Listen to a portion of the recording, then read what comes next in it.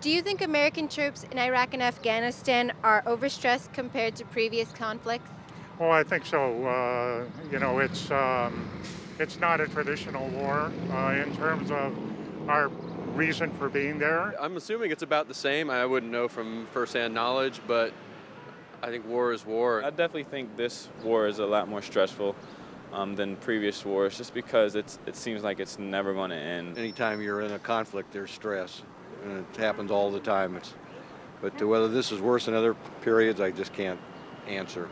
Suicides in the U.S. military are at record levels and rising. How should the Pentagon deal with the issue of combat stress? They should have more mental health counselors, and they should change the culture of the military so that it doesn't look like you're less of a soldier or less manly, or you won't hurt your career if you seek mental health counseling. The government does not look at mental health issues in the way it should towards our servicemen and women. And I think that those services have to be really examined and beefed up. I just think they need to use the troops a lot more effectively, and I think when they understand that, that causes a lot less stress with them, and I think that would decrease suicide and stuff like that because they understand why they're there.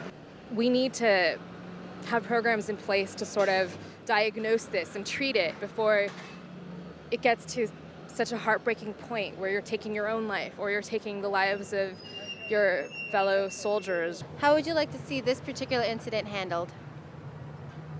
Definitely investigate it further, and there's a lot that's unknown about the mental stress that many people go through, especially our soldiers. Treated in a manner that would be consistent with civilian murders. In other words, make him eligible for the death penalty.